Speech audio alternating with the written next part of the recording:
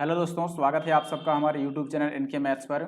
आज हम बात करने वाले हैं FSSAI में जो असिस्टेंट लेवल की पोस्ट होती है उसके प्रीवियस ईयर क्वेश्चन की।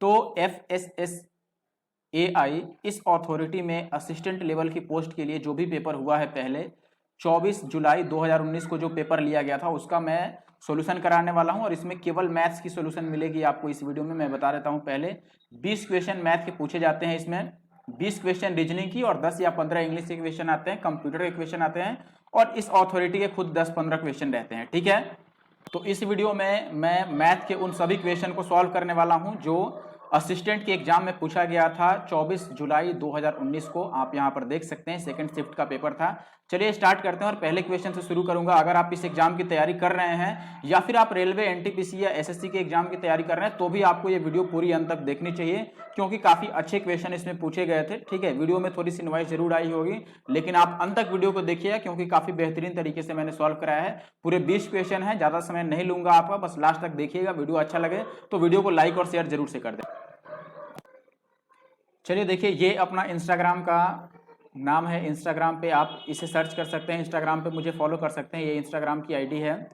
और यूट्यूब पर भी आप NK maths Nandu Kumar channel को जरूर से सब्सक्राइब कर लें, टेलीग्राम पर भी इसे ज्वाइन कर लें ताकि आपको इसकी पीडीएफ मिल सके। ठीक है, चलिए पहले क्वेश्चन से मैं शुरुआत करता हूं, आप अंत तक देखिए, काफी मजा आएगा वीडियो में। देखिए पहला क्वेश्चन हमारे पास है कि एक नंबर को 27% से रिड्यूस किया जाता है, उसके बाद वह 365 बन जाता है। अब इस यदि उसे 950 बनाना हो तो उसको कितनी परसेंट इंक्रीज करना होगा, कितना परसेंट उसे बढ़ाना होगा।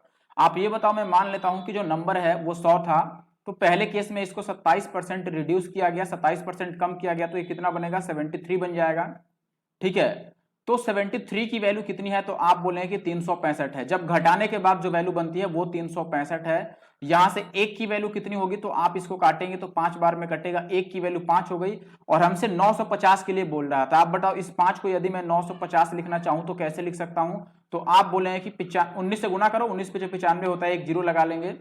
तो अगर राइट साइड में 190 से गुना हो रहा है तो लेफ्ट साइड में भी हमें 190 से गुना करना होगा, और यदि एक को 190 से गुना करेंगे तो ये 190 बनेगा, यानी कि 190 का मान 950 होगा। 100 था और ये 190 हो गया, यानी कितना बढ़ रहा है, 90% बढ़ रहा है। ठीक है, बात समझ आया। मैंने बोला कि भाई 73 की वैल्यू यदि 365 है तो 950 की वैल्यू कितनी होगी ये निकाल लो, और ये निकालने के बाद 190 आया, ये 100 से 90 ज्यादा है, यानी कि 90% इसका आंसर होगा। आगे बढ़ते हैं। नेक्स्ट क्वेश्चन एवरेज का है। यहां पर बोल रहा है कि 35 नंबर्स का जो एवरेज है वो 70 है, फर्स्ट 18 नंबर्स का एवरेज 65 है और लास्ट 18 नंबर का अंतिम 18 संख्याएं यहां पर होंगी। ठीक है, अंतिम 18 संख्याएं। लास्ट 18 नंबर का एवरेज कितना है, 74 है। यदि 17 नंबर को हम शामिल नहीं करें, एक्सक्लूड कर दें, तो रिमेनिंग नंबर्स का एवरेज क्या होगा, और ये भी आपको नियरेस्ट टू 1 डेसिमल आपको बताना है ये। ठीक है, ठीक 1 दशमलव स्थान तक। तो निश्चित रूप से अगर आप बेसिक से करेंगे तो ज्यादा समय लग जाएगा, तो आप देखिए हम कॉन्सेप्ट पर बात करेंगे कि कॉन्सेप्ट क्या है। यहां पर सबसे पहले आप बताओ कि पहले से एवरेज पूरे ग्रुप का कितना था, 70 था। पहली 18 संख्याओं का एवरेज 65 ही है, 5 कम है इनका एवरेज, यानी कि जब इनको हम बाहर कर देंगे तो जो रह जाएंगे उनका 5 बढ़ेगा एवरेज। आप बताओ कि एक संख्या 5 कम लेके जा रही है। देखो 18 संख्याओं का 65 है, इसका मतलब है कि हर एक संख्या 5 एक्स्ट्रा छोड़ के गई है। यहां पर 18 संख्या अगर 65 लेके चले गई और ग्रुप का एवरेज 70 था तो 5 हर एक ने छोड़ दिया। कितनी संख्याएं थी, 18 संख्याएं गई हैं, तो 18 संख्याओं ने 5-5 यहीं पर छोड़ दिया, तो ये बढ़ेगा इसके कारण। अब ये कह रहा है कि लास्ट की 18 संख्याओं का एवरेज कितना है, 74 है। देखो ग्रुप का एवरेज तो 70 ही था, लेकिन लास्ट की 18 संख्याओं का एवरेज 74 है, यानी कि ये जब जाएंगे तो 4 एक्स्ट्रा लेकर जा रही हैं। 70 था ग्रुप का एवरेज, लेकिन ये 74 लेके जा रहे हैं, 4 एक्स्ट्रा लेके जा रहे हैं ना, तो ग्रुप का एवरेज 4 कम करेंगे। ये 4 ज्यादा लेके जा रहे हैं, तो इनके जाने से ग्रुप का एवरेज 4 कम हो जाएगा। और कितने लोग गए हैं, 18 लोग, तो 18 लोगों का 4 कम हो जाएगा।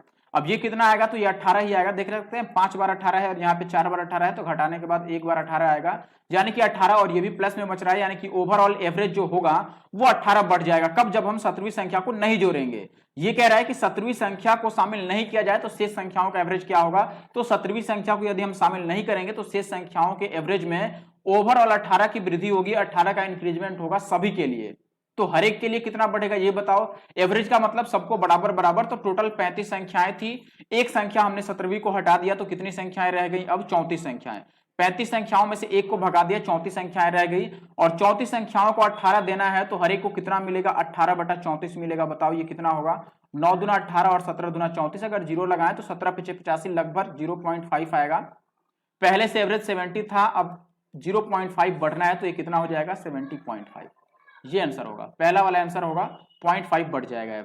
ये देखो एक नंबर सिस्टम का सवाल है, नंबर सीरीज का, काफी बार आया हुआ है ऐसा सवाल। आपको ये सीरीज याद रखनी है कि ऐसा सीरीज में हम क्या करते हैं। देखो आपको पहले ये चेक करना है कि क्या इन नीचे का जो गैप है वो ऊपर दिया गया है कि नहीं। ये देखो डॉट का मतलब आपको डेसिमल नहीं समझना है, इसका मतलब यहाँ पर क्रॉस है, यानी कि इनटू है, गुणा करना है, ठीक है, मल्टीप्लाई। तो नीचे वाले का गैप, नीचे जो दो नंबर है उनका गैप ऊपर होना चाहिए। यहाँ पर 2 और 3 का गैप 1 है, यहाँ पर 3 4 का गैप 1 है, वैसे ही लास्ट में 49 और 50 का गैप 1 है। ऐसे कंडीशन में क्या होता है कि जो आपका आंसर बनता है इसका जो सम आएगा वो आएगा फर्स्ट माइनस का लास्ट। फर्स्ट में कौन सा, देखो छोटा वाला 1, और देखो ऊपर 1 था तो मैंने 1 लिख दिया, और नीचे ये छोटा वाला लेंगे कितना, 1, और माइनस लास्ट में बड़ा वाला लेंगे ये 1, और यहां पर बड़ा वाला लेंगे कितना हम 50। ये ध्यान रखना है आपको। तो ये 1 - 1/50 आ गया, और ये 50 में से 1 लेस करोगे तो कितना आ जाएगा, 49/50। ये आंसर होगा, यानी कि सी। आगे बढ़ते हैं। याद रखना कि अगर नीचे वाले का गैप ऊपर नहीं होता, मान लो नीचे 2 का गैप रहता तो लास्ट में हम 2 से डिवाइड कर लेते, ठीक है। ये भी याद रखना है आपको, अगर क्वेश्चन बदल जाए तो गैप यदि ऊपर नहीं मिल रहा है तो जितना भी गैप है उससे लास्ट में डिवाइड कर देंगे आंसर को। ये सवाल देख लो, यहां पर आपको m-n दिया, सॉरी m+n रेशियो m-n 7:3 है, तो ये वैल्यू बतानी है। निश्चित रूप से mn का मान निकालना होगा, तो हम यहां पर लिख लेते हैं कि एक्चुअली में दिया गया है m+n डिवाइडेड बाई m-n, ये कितना है, 7/3 है। यहां पर कंपोनेंडो डिविडेंडो अप्लाई कर लो या क्रॉस मल्टीप्लाई करके m और n की वैल्यू निकाल लो। रेशियो में बात कर रहा हूं, अगर c एंड d लगाओगे तो आप एक बार ऐड करोगे तो ऊपर m नीचे n आ जाएगा, इसको भी एक बार जोड़ लो तो 7 3 10, और घटाएंगे तो कितना आ जाएगा, 4। ये काट के 5/2 आ गया, यानी कि m के जगह पर 5 पुट कर सकते हैं, n के जगह पर 2 पुट कर लो। m स्क्वायर कितना होगा, m 5 था तो 5 का स्क्वायर 25, और माइनस n 2 था तो 2 का स्क्वायर 4, और रेशियो ये 25 + 4 होगा। अब ये देख रहे हो ये 21 आ गया, और ये कितना आ जाएगा, 29। 21 और 29 का रेशियो होगा, यानी कि पहला वाला सही आंसर है। नेक्स्ट क्वेश्चन कह रहा है कि यदि अरिथमेटिक मीन या समांतर माध्य, आप इसको पहले सवाल पढ़ देता हूं मैं। समांतर माध्य यानी कि अरिथमेटिक मीन 17 है, और सम आपको दे रखा है, योगफल दे रखा है सभी संख्याओं का कितना है, 493। तो आपको पूछ रहा है कि संख्याओं की कुल संख्या कितनी होगी, यानी कि आंकड़ों की संख्या जिनको हमने जोड़ा है। तो देखो ये आप अगर लैंग्वेज नहीं समझ पाओगे तो इसे नहीं कर पाओगे। आप सोचोगे कि ये तो भाई अरिथमेटिक मीन, यानी कि लग रहा है कि ये कोई अलग सा टॉपिक आ गया है, ऐसा आप सोचने लगोगे, लेकिन ऐसा कुछ नहीं है दोस्तों। अरिथमेटिक मीन का मतलब आप एवरेज समझ लो कि एवरेज है, ये कुछ नहीं है, औसत है। तो औसत आपको 17 दे दिया, यहां पर इनका योगफल आपको दे दिया है, योगफल को हम इंग्लिश में सम बोलते हैं, ठीक है, तो जो इंग्लिश वाले लोग हैं समझ जाएं। योगफल दिया है आपको 493, और हमसे नंबर पूछ रहा है कि कितनी संख्याएं दी गई हैं। बताओ एवरेज का किसको फॉर्मूला नहीं पता है भाई, कि एवरेज जो होता है ये होता है योग और बटा संख्या, यही तो निकालना है। तो हमने इसे संख्या को निकालना है, तो इस संख्या को इधर कर लो, इधर आ जाएगा आपको ऊपर योग और नीचे कितना आएगा, संख्या। योग कितना दिया है आपको, 493, तो मैंने यहां पर लिख दिया 493, और नीचे संख्या है 17। 17 से इसको डिवाइड कर लो तो आपको पता है कि ये 17 दूना 34 को कटेगा, और बचेगा कितना, 6 3 9 6 15, और 17 9 153। ये कितना आएगा आपका, ए आएगा 29। अगला सवाल देख लो, दूध और पानी का मिश्रण, दूध और पानी यानी कि मिल्क और वाटर के 60 लीटर के मिक्सचर में वाटर का जो मात्रा है वो कितना है, 15%। अब ये कह रहा है कि एक नया मिक्सचर बनाना है जिसमें वाटर का जो परसेंटेज हो 20% हो जाए। तो ऐसा करने के लिए मिश्रण में यानी कि मिक्सचर में कितना वाटर और ऐड करना होगा, ठीक है। देखो जब भी ऐसा सवाल दिखे तो आपको क्या करना है, पहले से जो मिक्सचर दिया है उसको लिखना है, और कांस्टेंट रेशियो का यूज करना है, ठीक है। कांस्टेंट रेशियो सबसे बेस्ट तरीका है इस सवाल को करने का। यहां पर आप चाहें तो एलिगेशन भी अप्लाई कर सकते हैं, ये ध्यान रखिएगा, ठीक है। लेकिन एलिगेशन आपको उतना मजा नहीं देगा जितना कि ये फॉर्मूला आपको मजा देगा। एक्चुअली में ये फॉर्मूला नहीं है, ये भी रेशियो का एक तरीका है। अगर आपने मिक्सचर एलिगेशन पढ़ा होगा तो ये जरूर पढ़ा होगा, नहीं पढ़ा है तो अभी ध्यान दे लो कि आपको क्या करना है। पहले मिक्सचर लिखना है, मिक्सचर हमने लिख लिया भाई कि 60 लीटर पहले से था, और इंटू कांस्टेंट रेशियो यानी कि जो नहीं चेंज हो रहा है। बताओ इसमें ये कह रहा है कि कितना लीटर पानी डालना होगा। यदि हम पानी को डालेंगे तो पानी तो चेंज हो जाएगा ना, वाटर चेंज हो जाएगा। तो जो दूसरा चीज था मिल्क था, उसका रेशियो हमें लेना है कि मिल्क पहले कितना था अब कितना है। तो आप बोले कि पहले वाटर का मात्रा था कितना, 15%, तो मिल्क कितना होगा, 85 होगा, 85%। लास्ट में पानी की मात्रा 20 होनी है, यानी कि मिल्क कितना होगा लास्ट में, 100 में से 20 हटा दो, 80 होगा। देख रहे हो हमने मिल्क को लिया, अब इसको काट लो बस, ये 3 से 20 बार में कट जाएगा, और ये 4 से 20 बार में कट जाएगा। तो ये कितना आ जाएगा अपने पास, तो आप बोले हैं कि भाई ये 85 तिया 5 तिया 15 और 8 तिया 24 और 1 25/4 आ गया। तो ये 4 से आप डिवाइड करोगे तो 4 छक 24 और 4 छक 24 के बाद कितना बचेगा, 1 और 5, तो 4 तिया 12 और पॉइंट कितना बच जाएगा अभी हमारे पास 30, तो 4 सत्ते 28 और 4 पचे 20, इतना आ रहा है। अब देखो एक बात समझो, पहले से जो मान था मिक्सचर का वो 60 था, लेकिन अभी मिक्सचर कितना हो गया है, 63.75 हो रहा है। तो कितना बढ़ा है, तो आप बोलेंगे 3.75 बढ़ा है। तो जो बढ़ा है वो क्या है दोस्त, पानी है। यही आंसर है अपना, इसका ये आंसर होना चाहिए 3.75। 3.75 ही आएगा ना, कुछ गड़बड़ तो हमने नहीं किया, सही है। आप एक बार कैलकुलेशन चेक कर लेना, यही होगा, ठीक है। वैसे भी शुरू में 3 है तो बाकी पॉइंट के बाद मिले ना मिले, क्योंकि 3 से शुरू होने वाला एक ही ऑप्शन है। आप यहाँ पर देख सकते हैं कि साफ शब्दों में लिखा गया है कि कितना पानी और मिलाया जाए, यानी कि निश्चित रूप से ये जो वृद्धि हुई है वो पानी ही मिलाया गया है, तो 3.75 सही आंसर है। अगला सवाल देखिए, यहां पर बोल रहा है कि थैलों पर 28% का डिस्काउंट था। अब ये कह रहा है कि ए ने एक थैला बाई किया और इसने उसी समय कैश भुगतान किया, कैश पेमेंट के कारण इसे 14% का और एक्स्ट्रा डिस्काउंट मिल गया और इसके बाद उसने इसे 619.20 रुपए में खरीद लिया। तो ये कह रहा है कि उस पर लिखा गया मूल्य कितना था, यानी कि मार्क प्राइस पूछ रहा है आपसे, अंकित मूल्य पूछ रहा है, ठीक है। आप बताओ, हमें क्रय मूल्य पता है कि कितना में खरीदा गया और अंकित मूल्य बताना है, यानी कि उल्टा चलना है। तो सीधे सीधे मैं उल्टा वाला कॉन्सेप्ट लगा दूं, मैंने कई बार पढ़ा रखा है, अगर आपने मेरा वीडियो देखा हो तो यहां पर मैं लास्ट वैल्यू लिखता हूं कि लास्ट वैल्यू हमारे पास कितना था, 619.2 था।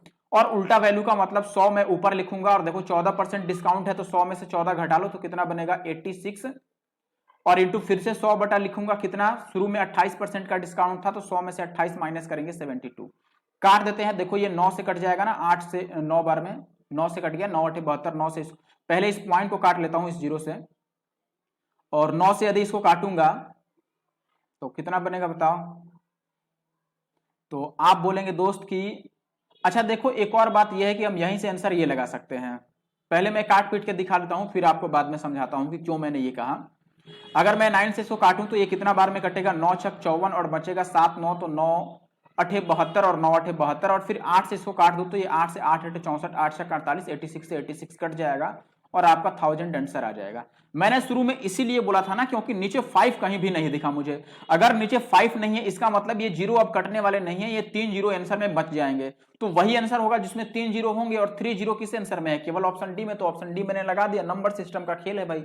अगर आपने पढ़ा होगा तो अच्छी बात है, आगे बढ़ते हैं। अगला ये सवाल देख लो, इस सवाल में कुछ ऑप्शन में या कहीं ना कहीं एरर जरूर है। मैं आपको तरीका समझा देता हूं कि क्या तरीका है। ये एक ऑप्शन पूरा भी नहीं लिखा गया है, तो पता नहीं 5 पॉइंट यहाँ जीरो आएगा या किस पर रेकरिंग है, ये कुछ अता पता नहीं है। फिर भी मैं मान लेता हूं कि ऐसा कुछ ऑप्शन दिया होगा, उसकी जरूरत नहीं है।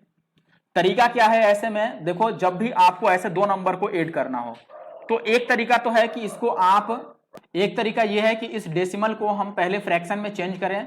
तो आप बताओ 4.53 है और इस पे रेकरिंग है, इसको फ्रैक्शन में यदि चेंज करें तो ये कितना बनेगा। तो आप बोले कि ये बनेगा देखो 4 और प्लस का कितना बनेगा, ये 53 और बाई 99 ये बनेगा।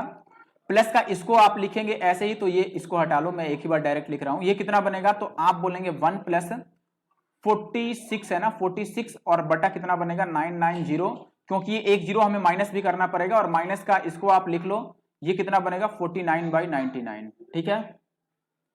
अब इन सबको आप जोड़ घटा लो जैसे, तो ये 4 और 1 5, तो दिख ही रहा है कि 5, और प्लस इनको जो हम कर लें, अब ये 99 वाले और 99 वाले पहले इनको एक साथ हम सॉल्व कर लेते हैं। तो ये 53 में से 49 जाएगा तो कितना बचेगा 4/99, और माइनस ये सॉरी प्लस है 46/990। अब इसमें नीचे जीरो है तो यहां भी एक जीरो चिपका देते हैं और यहां भी एक जीरो चिपका देते हैं। तो ये कितना बन जाएगा आपका 5 और प्लस 86/990, ये बनेगा 5 पॉइंट समथिंग। तो आंसर आना ही आना है, लेकिन 0.1 तो, अब चलो इसको चेक करते हैं कि ये जीरो है, सॉरी ये क्या है, जीरो है। तो ये बन गया अपने पास 5 और प्लस, इसको क्या लिखेंगे, तो आप बोलोगे कि भाई 0 पॉइंट, इसको ऐसे लिखना पड़ेगा ना कि कोई ऐसा नंबर हो जिसको घटाने के बाद 86 बने। तो हम इसको ऐसे लिखेंगे यहां पर, जैसे आप देख रहे हैं ना कि 0.046 को हमने चेंज किया था तो ये 46/990 आया था। बात समझ रहे हैं कि नहीं, पहला वाला केस ये नहीं, ये वाला यहां पे जो दिया गया है ये नहीं, ठीक है। एक मिनट, हम इसकी बात नहीं कर रहे हैं। देखो मैं एक बार वापिस से बताता हूँ कि मैं क्या बोलना चाहता हूँ। देखो यहाँ पे ये जो चीज लिखा गया था, दूसरा वाला टर्म अपने पास 1.046 और इस पर बार था। इस 1 को तो पहले हटा लो, हम इसकी बात कर लेते हैं कि अगर ऐसे लिखा गया है तो हम इसको सॉल्व किए थे तो 46 और माइनस कौन सा करते हैं, जिसपे बार नहीं लगा है। 0 पे बार नहीं लगा है तो 0 को माइनस करते हैं और नीचे क्या लिखते हैं, जितनी संख्याओं पे बार लगा है उतनी बार 9 लिखते हैं और जिसपे बार नहीं लगा है उसके लिए हम 0 लगाते हैं, यही होता है। तो ये 46/990 आ गया। जैसे मान लो अगर आपको दिया होता कि ये 46 और यहाँ पर 3 है, इस पे बार है और ये 0 पॉइंट इतना है, इसका मान बताओ, तो आप बोलते कि पूरा 346 लिख लो और इसमें से माइनस करो इस 3 को, क्योंकि इस पे बार नहीं है। और नीचे हम लिखते दो संख्याओं पे बार है तो 2 बार 9 लिखते, और एक संख्या पे बार नहीं है तो एक 0 लिखते। ये तरीका होता है। तो हम यहां से डायरेक्ट समझ सकते हैं दोस्तों कि यहां पे 0 ही लिखना पड़ेगा, तो ये 0, 8 और 6 आएगा और इस पे बार आएगा। बात समझ रहे हो? ये इसका तरीका है। मैंने यहां से डायरेक्ट समझ लिया कि जैसे हमने 0 पॉइंट इस वाले को, देखो इस चीज को हमने डायरेक्ट यहां पर चेंज किया तो ये 46/990 आया ना, तो इस यहां पर 0 है तो इसको मैं डायरेक्ट ये लिख सकता हूं कि ये 0.86/990 होगा। बात समझ रहे हो? अब इसको ऐड करोगे तो ये 5 और प्लस 0 8 और 6 आएगा, ये आंसर आना चाहिए। अब इसको ऐसे लिखने का फायदा नहीं है ना, 1 मिनट, इसको हमें ऐसे लिखना चाहिए ना डायरेक्ट ऐड करके। ये 5 में 0 ऐड करेंगे तो 5 ही बचेगा और पॉइंट का 086 और इस पे बार, ये आंसर बन रहा है इसके हिसाब से। अब आप पूछोगे कि क्या इसको इतना करना जरूरी है, इसके लिए और कोई शॉर्टकट है? तो मैं अभी बताता हूं आपको कि और क्या तरीका है इसके लिए। यहां पे हम डायरेक्ट इसको ऐड कर सकते हैं। डायरेक्ट ऐड करने के लिए आप इसको क्या लिखोगे, ये लिख दोगे कि 4.5353, कम से कम आप 3 बार रिपीट कर लो इसको। इसको भी वैसे ही लिख देते हैं कि ये कितना है, देखो 1 यहां पे है, पॉइंट 0 और जिस पे बार है केवल उसको रिपीट करना है। 46 पे बार है तो आप 46 46 फिर 46 लिख सकते हो। तो इसको तो हटा लो, इसकी जरूरत नहीं पड़ रही है। और इसको हम बाद में माइनस कर लेंगे माइनस वाले को, या आप डायरेक्ट लिख भी सकते हो उसको भी कि 0.49 फिर से 49 और फिर से 49, इसको माइनस करना है और इन दोनों को ऐड करना है। तो हम जोड़ लेते हैं कि ये देखो 4 और 3 7, इसमें से हासिल ले लेंगे तो 17 में से 9 जाएगा, यहाँ पे 8 बच जाएगा, ठीक है। और ये 6 5 11 बन रहा है, लेकिन एक हासिल दे दिया था तो यहां पर कितना रह गया, 10 में से 4 जाएगा तो 6, यहां पे 6 आ गया। फिर ऐसे ही जोड़ लो, वापिस से आप बोलोगे कि 4 3 7 और इसमें से हासिल लेंगे तो ये कितना बन जाएगा हमारे पास, तो आप बोलोगे दोस्तों कि हासिल लेने से ये बनेगा हमारे पास 17 में से 9 जाएगा 8, और यहां पर फिर से 6 4 10 में से कितना घटेगा हमारे पास 4, तो ये कितना बच जाएगा 6, यही आएगा क्या भाई। और यहाँ पे 4 3 7 फिर से हमने हासिल ले लिया भाई, तो आप बोलोगे कि ये बन गया हमारे पास 17, और 17 में से 9 जाएगा तो फिर से 8 आएगा, और यहाँ पे कितना रह गया, तो आप बोलेंगे कि ये 4 रह गया, क्योंकि एक तो हमने इसको दे दिया है, तो 4 में से 4 जाएगा तो ये 0 आ जाएगा, और पॉइंट का 4 और 1 5 ये आ रहा है। अब देखो इसमें देखो कि ये कितना है 5 है, और पॉइंट ये क्या है अपने पास 0, और 86 रिपीट हुआ है ना, तो 86 को लिख लो और इस पे बार लगा दो, बस ये आंसर आएगा। डायरेक्ट हम ऐसे कर सकते हैं, इस लास्ट को आप छोड़ दो, जो रिपीट हो रहा है किस पर, केवल उस पर ध्यान दो, ठीक है। जो रिपीट हो रहा है केवल उस पे बार लगाना है। और पहले तरीके से भी हमारा आंसर यही आया था, तो आप इस तरीके से भी इसे सॉल्व कर सकते हैं। अभी मैं आगे बढ़ता हूं। अगर आपको वीडियो में थोड़ा सा भी मजा आ रहा है, जरूर से वीडियो को लाइक करें और कमेंट जरूर करके मुझे बताना आप इस एग्जाम की प्रिपरेशन कर रहे हैं या नहीं भी कर रहे हो तो कमेंट करना, पॉजिटिव कमेंट करना। चलिए ये सवाल देख लो, ए ने साधारण ब्याज पर यानी कि सिंपल इंटरेस्ट के रेट पर 3 इयर्स के लिए बी को उधार दिया है कितना, 8400 रुपए, और 4 सालों के लिए सी को उधार दिया है 7200 रुपए, और दोनों केस में रेट ऑफ इंटरेस्ट सेम है, यानी ब्याज दर दोनों में समान है। ये कह रहा है कि दोनों ब्याज के रूप में दोनों से मिला करके उसे 4050 रुपए मिले हैं, तो प्रति वर्ष ब्याज की दर क्या है, यानी कि रेट ऑफ इंटरेस्ट क्या है। केस क्या है कि पहले आदमी को उसने 3 साल के लिए 8400 रुपए उधार दिए हैं, और उसी दर पर 4 सालों के लिए दूसरे आदमी को उधार दे दिया कितना भैया, 7200 रुपए, और ओवरऑल उसको जो इंटरेस्ट मिला वो मिल गया 4050 रुपए। तो रेट ऑफ इंटरेस्ट क्या था, देखो रेट ऑफ इंटरेस्ट को मैं आर ही मान लेता हूं, तो आप बोलेंगे कि पहले केस में कितना मिलेगा, तो आप बोलेंगे 8, मैं सिंपल तरीके से कर देता हूं इसको, उतना बड़ा क्वेश्चन है ही नहीं, तो आप बोलेंगे कि 8400 का 3R मिलेगा डिवाइडेड बाई 100, ये पहला इंटरेस्ट बना, और दूसरा मिलेगा 7200 का कितना 4R और डिवाइडेड बाई 100, और ये दोनों मिलके कितना है, तो आप बोलेंगे कि 4050 है। बस इसको काट पीट लो, ये 2 शून्य से 2 जीरो कटेगा, यहां 2 जीरो से 2 जीरो कट जाएगा। बाकी आप इसे और काटना चाहते हैं तो 9 से कट रहा है तो 9 से काट लो, ये 9 से कटेगा, 3 कट गया, और ये 3 से काट देते हैं एक बार, तो 3 दूना 6 और 3 अट्ठे 24। इसको 9 से काटो, 9 अट्ठे 72, इसको 9 से काटो तो 9 चौके 36 और 9 पचे 45, इतना आएगा।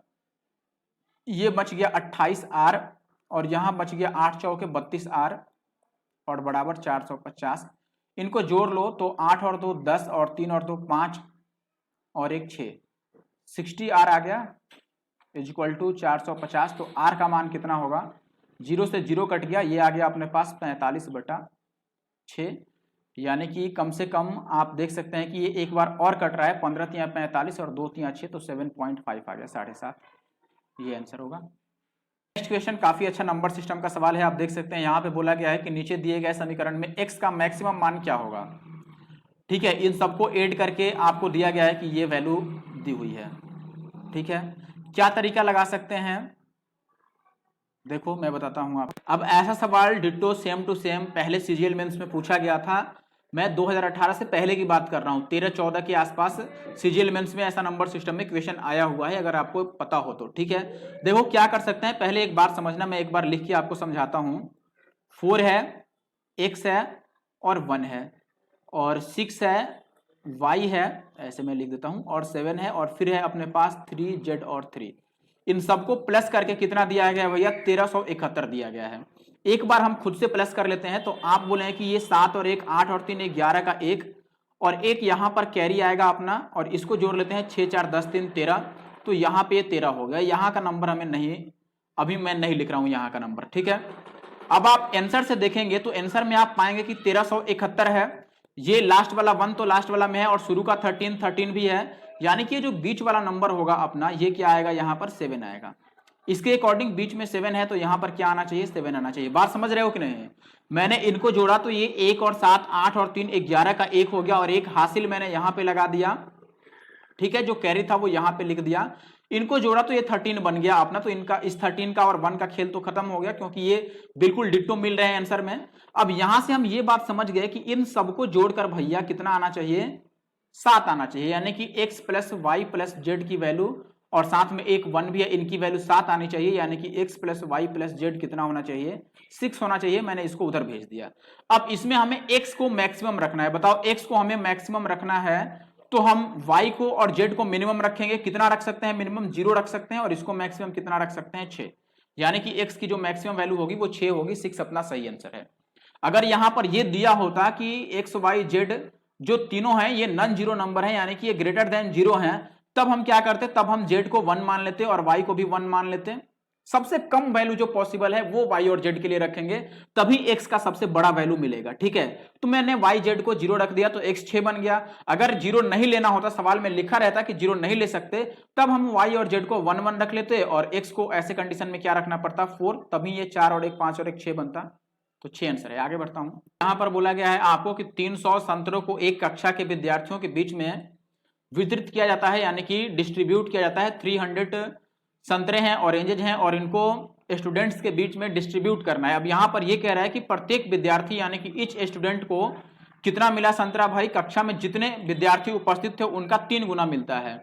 यानी कि आप ये मान लें कि नंबर ऑफ स्टूडेंट्स जो है ये x है, तो हर एक को कितना कितना मिल रहा है, इसका 3 टाइम्स मिल रहा है, यानी कि 3x मिलेगा। तो टोटल कितना हो गया आप बताओ, टोटल आप बोले हैं कि एक विद्यार्थी को मिला है 3x, तो x विद्यार्थी को कितना मिला होगा, मल्टीप्लाई कर लो x को 3x से, और इसकी वैल्यू सवाल में दिया है कि टोटल संतरा कितना था, 300 था। तो ये यदि 300 है तो 3 से 3 काट लो, तो x² कितना बच गया, 100, यानी कि x कितना आएगा, 10। ये आंसर है। अगला सवाल देखिए, इसमें कह रहा है कि 3 संख्याओं का अनुपात दिया गया है आपको, सबसे बड़े वाले और सबसे छोटे वाले का डिफरेंस कितना है, 21 है, तो आपको उनका सम बताना है। पहले इस रेशियो को सीधा कर लो, तो आप बोले कि ये 1/2 है, रेशियो 2/3 है, और ये कितना है, 3/4 है। 2 3 और 4 का एलसीएम कितना होगा, तो आप बोलेंगे 12, तो सबको 12 से मल्टीप्लाई कर दें, तो ये कितना बन जाएगा, 2 से कटेगा 6 बार में, और 3 चौके 12, 4 दूना 8, और ये 4 तिया 12, तो 3 तिया 9। ये बन गया अपना रेशियो। अब यहां से इसमें कह रहा है कि सबसे बड़ा और सबसे छोटा का गैप, सबसे छोटा 6 है और सबसे बड़ा कितना है, 9 है। गैप कितने का है, 3 का। 3 का मान सवाल में 21 दिया है, यानी कि 1 का मान कितना हो गया है, 7। 1 का मान 7 है, तो आपसे कह रहा है कि सभी संख्याओं का योग, यानी कि 6 और 8 14 और 9 23 का मान बता दो। 23 × 161 होता है, तो ये आंसर होगा। 1 का मान कितना था 7, तो 23 का मान 7 से गुना कर दिया हमने। अब देखिए दोस्त, नेक्स्ट क्वेश्चन में आपको बोला गया है कि किसी धन राशि पर 3 वर्ष की अवधि हेतु प्रति वर्ष 20% के रेट से जो सिंपल इंटरेस्ट है वो है 3600, वार्षिक चक्रवृद्धि ब्याज पर उसी धनराशि पर समान अवधि एवं समान ब्याज दर पर चक्रवृद्धि ब्याज क्या होगी। इंग्लिश में मैं थोड़ा सा बताने की कोशिश कर लेता हूं। देखो भाई, आपको प्रिंसिपल नहीं दिया गया है, बस ये बोला गया है कि 3 इयर्स के लिए रेट ऑफ इंटरेस्ट 20% मानकर जो सिंपल इंटरेस्ट है वो है 3600। अब ये कह रहा है कि सेम रेट और सेम टाइम के लिए आपको सीआई बताना है, कंपाउंड इंटरेस्ट कितना होगा। सबसे बेहतर होगा कि हम डीएस लगा लें। देखो यहां पर 8 है, एक बात मैं बता दूं, ऑप्शन में यहां पर 8 है, यहां 9 लिखा था, 8 है, ठीक है। अब या तो आप डीएस लगाते हैं तो डायरेक्ट सक्सेसिव डिस्काउंट वाला फॉर्मूला लगा के सीआई निकाल लो 3 साल के लिए, ठीक है। या फिर आप इसको पूरा कैलकुलेट कर लो। पूरा कैलकुलेट करने के लिए आप बोले कि देखो 20% का मतलब क्या होता है दोस्त, 20% का मतलब 1/5 होता है। यानी कि यदि प्रिंसिपल 5 है तो अमाउंट कितना बनेगा, 6 बनेगा 1 साल में, लेकिन 3 साल का बात है तो हम क्यूब कर देते हैं। प्रिंसिपल यदि 125 हुआ तो अमाउंट यानी कि मिश्रधन कितना बनेगा 216। और अगर मैं मिश्रधन में से प्रिंसिपल को घटा दूं तो हमारा बच जाएगा क्या, इंटरेस्ट यानी कि कंपाउंड इंटरेस्ट। तो सीआई कितना बनेगा, इनको घटाकर 91 बनेगा, यानी कि 91 का मान हमसे निकालना है। 91 का मान निकालना है तो निश्चित रूप से आंसर 7 से और 13 से कटने वाला है, आप ये भी चेकआउट कर सकते हैं। या पूरा सॉल्व करने के लिए आपको प्रिंसिपल की वैल्यू निकालनी होगी। देखो यहां पर 1 साल में 20%, तो 3 साल में कितना मिला होगा सिंपल इंटरेस्ट, 20 या 60%, और 60% की वैल्यू यदि 3600 है तो 100% की वैल्यू निकाल लो, ये प्रिंसिपल बन जाएगा आपका। ये 6 गुना है तो ये भी 6 गुना होगा और 3 जीरो आ जाएगा, ये 6000 बन जाएगा, ठीक है। तो प्रिंसिपल का मान 6000 आ गया है और यहां से प्रिंसिपल कितना है 125। तो आप बोले कि यदि 125 का मान 6000 है, ये 6000 है, तो 91 का मान कितना होगा। आप बताओ 125 से ये कितनी बार में कटेगा, 8 बार में, तो 8 छक 48, यानी कि 1 का मान 48 हो गया। 91 का मान बताना है तो 8 एकम 8, यूनिट डिजिट कितना होगा 8, यानी कि आंसर के लास्ट में 8 आएगा और इस हिसाब से पहला ऑप्शन अपना सही आंसर है, ठीक है। या तो आप ऐसे सॉल्व कर लो, या आप ये 91 देखकर भी 7 और 13 का मल्टीपल ढूंढ सकते थे कि कौन सा ऑप्शन 13 और 7 से कट रहा है, ठीक है। जैसे ये तो नहीं कट रहा है, पहले ही दिख रहा है। इसको 7 7 42, ये भी नहीं कट रहा है। इसको 7 से भाग करोगे 7 7 49, 6 बच गया, और 6 7 9 63, तो 3 और 2 ये भी नहीं कट रहा है शायद, तो ये यहीं पर आंसर निकल आता है अपना, ठीक है। या फिर आप पूरा ऐसे निकाल सकते हैं, या डीएस लगा सकते हैं, सक्सेसिव डिस्काउंट लगा के, और आसान हो जाता है। अब देखो ऐसा सवाल तो मैंने स्टार्टिंग में ही बता रखा था, एक ही पेपर में 2 सेम तरह के क्वेश्चन पूछ दिया है इन्होंने, तो ऐसे में ये काफी इजी हो जाएगा। मैं आपको बताता हूं कि देखो करना क्या है। ये पहले एक बार समझ लो कि ये क्या लिखा है, 1/1 × 2, ये पहले टर्म में है। दूसरे टर्म में क्या है, 2 × 3 है। तीसरे टर्म में क्या है, 3 × 4 है। ऐसे ही लास्ट हमसे पूछ रहा है कि 22 टर्म तक, तो 22वें में क्या आएगा, 22 और इंटू का 23 आएगा। ये बात समझ रहे हो कि नहीं। पहले टर्म में 1 × 2 है, दूसरे में 2 × 3 है, तीसरे में 3 × 4 है, चौथे में 4 × 5 है, पांचवें में 5 × 6। तो ऐसे ही लास्ट वाला 22वां होगा तो उसमें 22 × 23 आ जाएगा। और मैंने ऐसे में बोला था कि यदि नीचे का गैप ऊपर हो, नीचे गैप 1 का है और वही गैपिंग ऊपर भी लिखा हुआ है हर एक केस में, तो डायरेक्ट जो आंसर निकलेगा आपका वो फर्स्ट और माइनस का लास्ट निकलेगा। फर्स्ट में आपको क्या लिखना है, 1 बटा छोटा वाला इसमें 1 है तो 1, और माइनस लास्ट में आप लिखोगे 1 बटा लास्ट में बड़ा वाला 23। बताओ ये घटाए कितना आ जाएगा, 22 बटा 23 आ जाएगा, यानी कि ये अपना सही आंसर है 22 बटा 23। पहले मैंने स्टार्टिंग में सेम तरह का क्वेश्चन कराया है, आप जरूर से देख लीजिए अगर नहीं। देखिए अगले सवाल में आपको क्या दे दिया गया, यहां पर बोला गया है किसी धन राशि पर यानी कि किसी प्रिंसिपल पर 3 इयर्स के लिए 7% के रेट ऑफ इंटरेस्ट पर सिंपल इंटरेस्ट आपको दिया है 6300। अब ये कह रहा है कि कंपाउंड इंटरेस्ट बता दो जिसमें टाइम सेम रहेगा, रेट ऑफ इंटरेस्ट भी सेम रहेगा, ठीक है। सेम इंटरेस्ट सेम टाइम, आपको बस कंपाउंड इंटरेस्ट बताना है। अब देखो ऐसा सवाल भी सेम टू सेम इसी वीडियो में मैंने बताया है एक, क्योंकि इसी पेपर में आया था, लेकिन वो वाला तरीका अगर यहां पे हम लगाने लगे तो निश्चित रूप से हमें काफी बड़ी चुनौतियों का सामना करना पड़ेगा, काफी ज्यादा कैलकुलेशन हो जाएगा। एक और दिक्कत यहां पर यह है कि ये लिखा है कि 1 के निकट बताना है, यानी कि ये जो आंसर है ये परफेक्ट नंबर नहीं है, इसमें पॉइंट के बाद वालों को नहीं दिया गया है। तो अगर मैं सक्सेसिव डिस्काउंट वाला फॉर्मूला लगा के डायरेक्ट रेट निकाल लूं परसेंटेज में सीआई के लिए कितना होगा, और उसका मान अगर मैं निकालूं डीएस से, तो भी बात नहीं बनेगा। बात समझ रहे हो। तो हम यहाँ पर ट्री मेथड अप्लाई करके देख सकते हैं। ट्री मेथड मुझे लगता है कि ज्यादा इजी होगा। ट्री मेथड में आपको पता होगा कि यहाँ पर प्रिंसिपल लिखते हैं और 3 साल का है तो इसमें हर एक साल का हम एसआई लिखते हैं कि कितना बन रहा है। आप बताओ 3 साल में यदि एसआई हमें 6300 दे रखा है, तो हमें ये पता हो गया कि 3 साल में सिंपल इंटरेस्ट 6300 है, तो हर एक साल का 2100 होगा, 3 से डिवाइड कर देंगे, यानी कि यहां पर भी 2100 है, यहां पर भी 2100 है, और यहां पर भी कितना है 2100। अब यहां पर इसका 7% मिलेगा, 2100 का 7% कितना होगा 21 गुना 7, यानी कि 7 एकम 7 और 7 दूना 14, तो ये यहां ना लिखकर मुझे यहां लिखना चाहिए था 147, इसका 7% मिल गया। फिर ये लास्ट वाले में देखो, इसका 7%, इसका 7% और इसका भी 7%, तीनों का 7% मिल जाएगा। तो मैं बोल रहा हूं कि इस 121 का 7% और इस 121 का 7%, यानी कि 2 लिखना है, तो मैं एक ही बार 147 गुणा 2 यहां पर लिख देता हूं, और फिर इस 147 का एक बार और 7% यहां पर लिखेंगे, तो वो कितना बनेगा 7 सते 49 और 14 सते 98, और 4 जोड़ोगे तो ये 102 बन जाएगा, तो ये इतना आएगा 10.29। तो हमें पॉइंट के बाद वाले से तो मतलब है नहीं, तो इनको हटा लो बस। अब देखो एक्स्ट्रा क्या बन रहा है, बहुत ध्यान से समझना वरना नहीं पाओगे।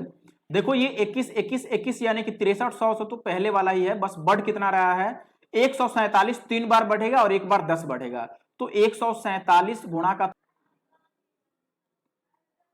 तो यहां पर हम लिख लेते हैं 147 और गुणा का 3, और प्लस में एक बार 10 और जोड़ना है, ठीक। कितना हो जाएगा 7 तिया 21 का 1 और 14 तिया 42 और 2 44, तो इसमें बस 451 हमें जोड़ना है। 451 यदि जोड़ेंगे तो ये 1 आएगा, ये 5 आएगा, ये 7 आएगा और ये 6 आएगा, तो कितना आ गया अपने पास 6 7 और 5 1, तो ये अपना आंसर होगा। ठीक है, आगे बढ़े। तो दोस्तों यहां पर आपको बोला गया है दोस्त कि एक विक्रेता है, यानी कि एक सेलर है, ये 1 रुपए में 10 क्लिप बेचने में उसे क्या होता है 20% का लाभ हो जाता है। ठीक है, 1 रुपए में 10 क्लिप बेचने से 20 रुपए का लाभ हो जाता, सॉरी 20% का लाभ हो जाता है, तो 1 रुपए में उसने कितना क्लिप खरीदा होगा, बताओ। ऑप्शन कितने वाहियात आंसर लगा सकते हैं, कैसे।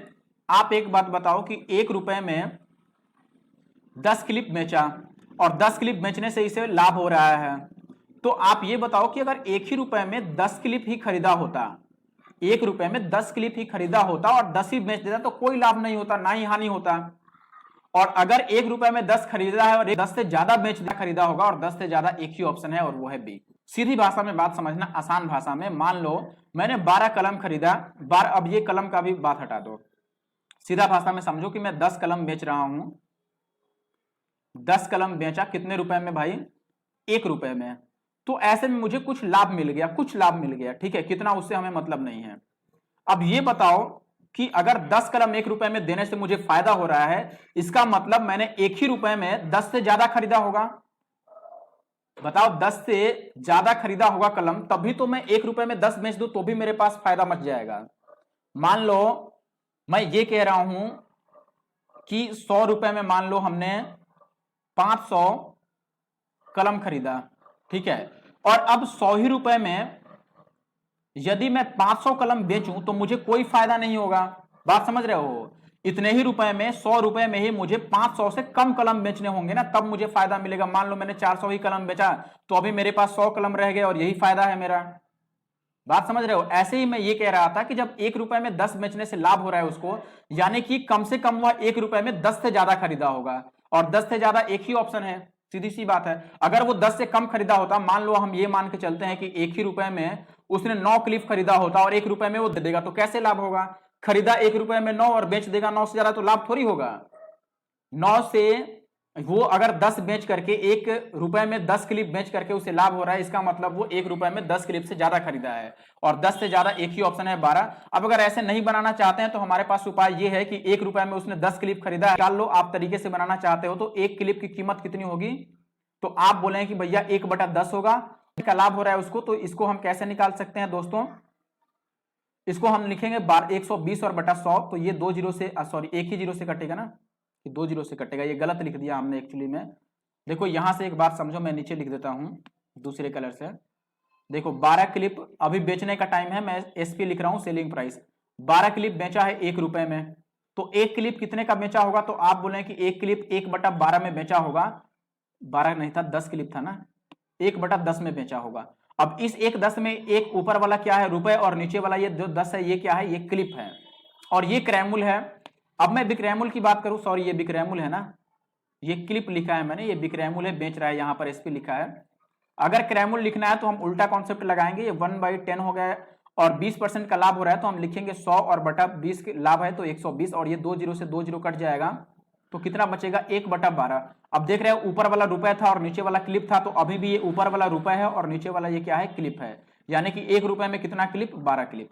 लेकिन इतना करने की क्या जरूरत है जब ऐसा ऑप्शन दिया गया हो। चलो आगे देख लो, यहां पर कह रहा है कि दो पॉजिटिव नंबर्स हैं जिनके वर्गमूल यानी कि स्क्वायर रूट का सम दिया गया है 706, इसमें से एक संख्या का स्क्वायर रूट कितना है 5, तो दूसरी संख्या का स्क्वायर रूट क्या होगा। देखो मैं मान लेता हूं कि पहला संख्या x है, दूसरा संख्या y है, तो इनके वर्गमूल का योग यानी कि रूट x और प्लस रूट y का मान कितना दिया है, 706 दिया है। और एक संख्या का वर्गमूल 5 है, यानी कि मान लो रूट x हमें 5 दे दिया है, तो दूसरी संख्या का वर्गमूल यानी कि रूट y पूछ रहा है। ये तो सवाल ही गलत हो गया ना इस ऑप्शन के अनुसार। अगर मान लो मुझे रूट y निकालना है तो कुछ नहीं करना है, बस इसमें से 5 मैं घटा लेता, लेकिन इतना बड़ा कोई ऑप्शन ही नहीं है। मुझे लग रहा है कि यहां पर वर्गमूल ना होकर के केवल वर्ग होना चाहिए था, दो सकारात्मक संख्याओं के वर्गों का योग यहां पर देना चाहिए था।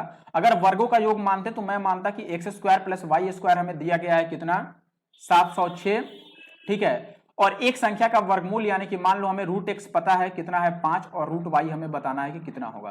तो देखो अगर रूट एक्स 5 है तो यहां से एक्स का मान कितना होगा, दोनों साइड स्क्वायर कर दे तो 25 बन जाएगा, और एक्स स्क्वायर का मान कितना होगा, एक बार और स्क्वायर कर दो तो ये 625 हो जाएगा।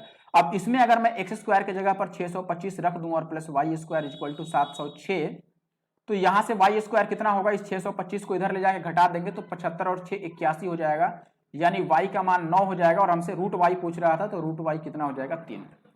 ये आंसर होगा। यहां पर थोड़ा सा एरर था, आप समझ लेना, वर्ग होगा, वर्गमूल नहीं। सवाल क्वेश्चन नंबर 19, इसके बाद एक सवाल और रह जाएगा। ये कह रहा है कि 899 से डिवाइड करने पर जो रिमाइंडर बचता है शेषफल वो 58 है, यदि 29 से डिवाइड करें तो क्या बचेगा। देखो जब भी पहले से जो रिमाइंडर बचा हुआ है, ऐसे सवाल में पहले से जो शेष बचा हो उसी को हम भाग कर देते हैं दोबारा। पहले से शेष 58 है तो हमें बस अब 58 को भाग कर देना है किससे, इस 29 से। आपको पता है 2 बार में ये 58 कट जाएगा, 2 बार में पूरा कट गया तो यहां पर शेष क्या बच गया, 0। पूरा कटने का मतलब रिमाइंडर 0 हो गया। नेक्स्ट क्वेश्चन देख ले दोस्तों, यहां पर कह रहा है कि 5% के सिंपल इंटरेस्ट के रेट से 4 साल के लिए 11,000 रुपए उधार लेता है ए, और बी को वो 4 वर्षों के लिए ही देता है लेकिन 7% पर दे देता है, तो उसका लाभ क्या होगा।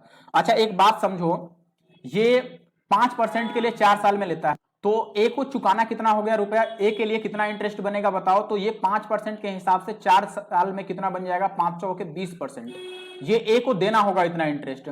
और ए बी से कितना लेगा भाई, 4 साल में ये 7% के हिसाब से लेगा तो 700 के 28% लेगा। बताओ ये खुद 20% देगा लेकिन ले रहा है 20 से 28%, तो 8% का इसको फायदा हो गया कि नहीं। 8% 11,000 का निकाल दो, 880, ये होगा 11,000, इसका 8%, 8/100, ये 2 जीरो से 2 जीरो काटोगे 880 आ जाएगा। चलिए ये आखिरी सवाल है, मैं आपको सवाल पढ़ के सुना देता हूं। एक पेंडुलम ए है, 3 सेकंड में 1 बार बजता है, ठीक है। दूसरा पेंडुलम बी है, ये 7 सेकंड में 4 बार बज जाता है।